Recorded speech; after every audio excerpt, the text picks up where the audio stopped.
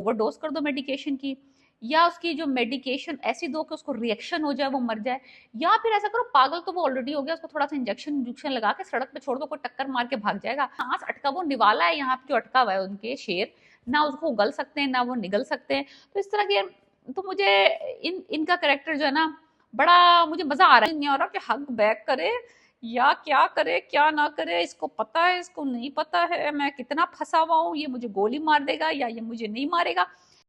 Hello, मैं फिर हाजिर हूँ और हम सब डिस्कस कर रहे हैं शेर की एपिसोड 23 और 24। बेहतरीन एपिसोड हुई हैं, बहुत मुझे इन एपिसोड्स का इंतजार था कि कब शेर जो है वो रिकवर करेगा कंप्लीटली और वापस अपने घर जाएगा, और फजर के साथ क्या होगा जब मलिक यानी जो फैमिली है उसको पता चलेगा कि फजर ने एक्चुअली बदला लेने के लिए शेर को नहीं भगाया, बल्कि वो एज ए इंसानी हमदर्दी, और अब जो कि वो मोहब्बत करने लगी है उससे, तो मोहब्बत की वजह से उसे भगाया था। तो बहुत इंटरेस्टिंग एपिसोड थे 23 और 24, अगर आपने अभी तक नहीं देखा। Danish Taimur is looking way too hot, और बहुत अच्छी एक्टिंग, बहुत ही यानी कि कैलकुलेटेड काइंड ऑफ जो है ना उसके जुमले और उसकी जो कैरेक्टर्स हैं बेहतरीन लिखे हुए, कोई ओवर द टॉप चीखा चाखी मचलना नहीं हो रहा, बहुत स्मूथ किस्म की जो है ना स्टोरी जा रही है, बड़ी रिलेटेबल, बड़ी यानी कि आप यकीन कर सकते हैं कि वाकई यानी कि ऐसा हो सकता है, यानी कि ऐसा हो सकता है। अब जो है थोड़ा सा जो मुझे यहाँ पे गड़बड़ नजर आई है, वो ये थोड़ी सी नजर आई, मैं आपको बाद में बताऊंगी कि हुआ क्या है, कि ये मलिक लोग इतने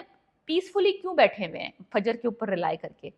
तो एनीवेज, अब शुरू शुरू के सीन्स में दिखाया है कि जो बाप है वो अपनी बेटी को यानी कि जो फजर को उसको आइडिया दे रहा है कि देखो, मुझे बताने की जरूरत नहीं है कि या तो तुम मेरे हवाले कर दो शेर को, मैं उसको मार दूंगा, तुम अगर अपने हाथ गंदे नहीं करना चाहती। तो वो कहती नहीं, अभी मैं नहीं दे सकती ये वो।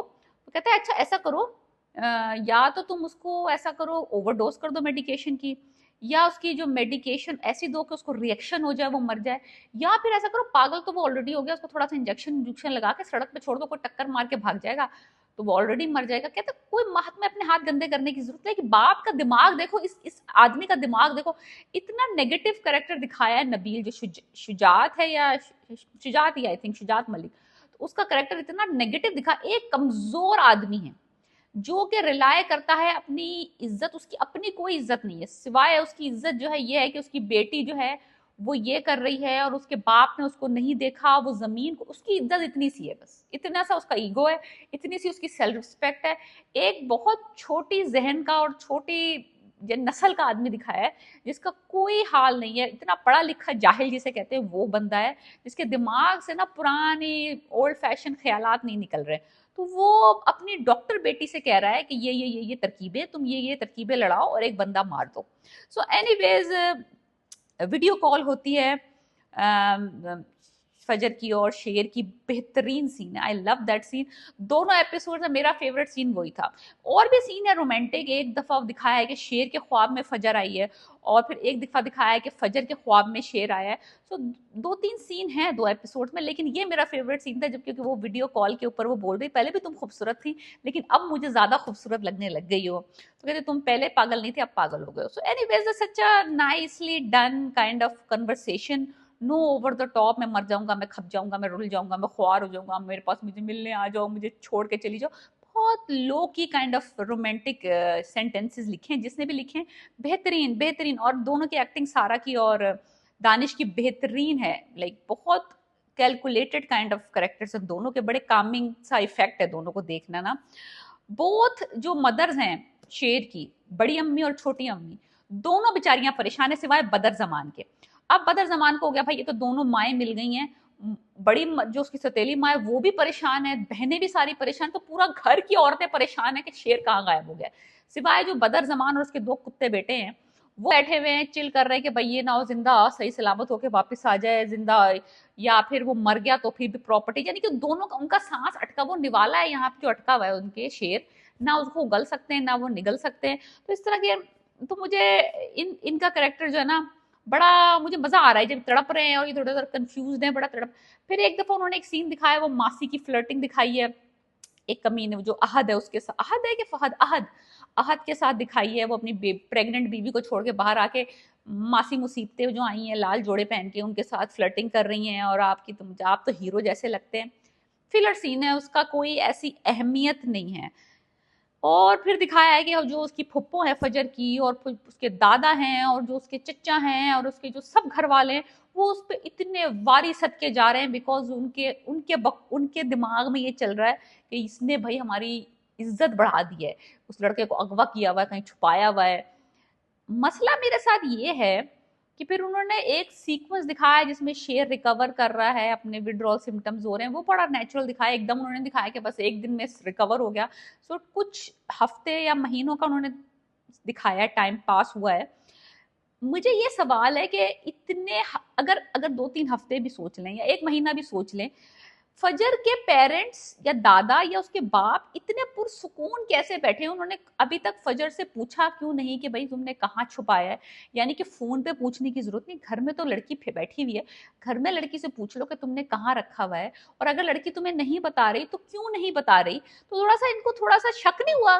पहले तो ये इतने शक्की हुए पड़े थे इसके ऊपर, इतने इसके ऊपर पहरे लगाए हुए थे, अब उनको एकदम इतना एतबार आ गया कि भाई लड़की ने, एक तुम्हारी बेटी ने एक बंदे को अगवा किया हुआ है, उसको निकाला हुआ है, कहीं रखा हुआ है, तो तुम पूछो तो सही उससे कि भाई तुम्हारे इरादे क्या हैं, कहाँ रखा हुआ है तुमने। पुलिस को बताने की जरूरत नहीं है, बेटी से तो पूछ लो कि तुमने थोड़ा सा ना मामला शेडी लगा मुझे कि कुछ हफ्ते उन्होंने दिखाए हैं कि वो एक्सरसाइज कर रहा है और वो रिकवर कर रहा है और वो खा रहा पी रहा है, अपनी ताकत बना रहा है।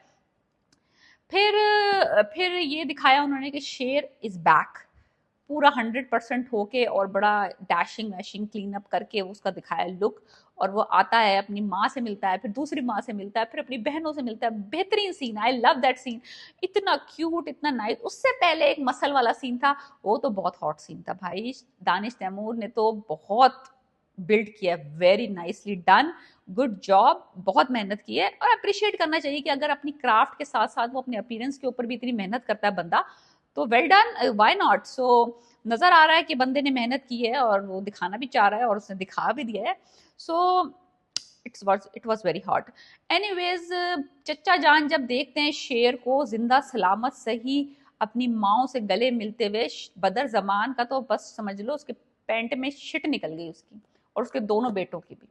Like they can not even imagine कि क्या हो गया, उनको अपनी आंखों पर यकीन नहीं आ रहा। वो उसका कहता है यकीन कर ले मैं वापस आ गया हूँ, और वो उसको हक करता है अपने चच्चा को, और चच्चा को समझ नहीं आ रहा कि हक बैक करे या क्या करे क्या ना करे। इसको पता है, इसको नहीं पता है, मैं कितना फंसा हुआ हूँ, ये मुझे गोली मार देगा या ये मुझे नहीं मारेगा। इतना वो नर्वस बदर। लेकिन शेर ने बहुत कूल प्ले किया, बिकॉज शेर को पता करना है कि उसके बाप का कातिल कौन है। अगर वो इनको ऐसे मार देगा अपने अपने चक्रों में और अपने उसमें इनको मुरद्दिर इल्जाम ठहरा देगा, तो वो फिर पता कैसे करेगा कि उसके बाप को किसने मारा है। वो जो एक्सीडेंट था वो प्री प्लान था, जो कि इसको पता है कि वो प्री प्लान था 100%। तो अब वो सबूत इकट्ठे करना चाहता है, लेकिन वो इनको पता नहीं लगने देना चाहता कि उसको सब पता है। सो एनीवेज, तो वो बड़े कंफ्यूज, तो कमीना ग्रुप की जो है ना यहाँ पे आके फंस गया है बस मामला। सो अब ये बड़ा देखने वाला सीन होगा कि भाई शेर जो है वो खेलता कैसे है। तो अब ये है कि उसकी जो प्रेजेंस है सिर्फ घर में, वो एक बहुत बड़ा ना सिक्योरिटी है फॉर उसकी बहनों के लिए। क्योंकि वो जो सबसे छोटी बहन है, जो शेर की सगी बहन है, उसको जो है ना वो कमीना अहद जो है वो तंग करता था, यहाँ छेड़ वहां हाथ लगा, वहां कोई चीज फेंक, जबकि उसकी शादी हो गई है उससे, अतीका उडो की बेटी जो दूसरी वाली से। उसके बावजूद वो उस बच्ची को हरास करता रहता है। तो अब जब वो अपने भाई को देखती है, एक्चुअली सारी बहनें बहुत खुश हैं, लेकिन स्पेशली जो उसकी सगी बहन है जिसकी शादी नहीं हुई अभी और जिसको आहत तंग करता रहता है, जिसकी वजह से ये वो कूट भी खा चुका है, तो वो बहुत सिक्योर फील करे कि उसका अपना भाई वापस आ गया, अब उसको यानी कि उसकी प्रोटेक्शन हो गई है। माएँ बहुत खुश दिखाई हैं, फजर इज वेरी रिलीव। और जो शेर की फुप्पो हैं उन्होंने शुक्रिया भी अदा किया फजर का कि भाई थैंक यू सो मच। तो overall the drama is going very smoothly.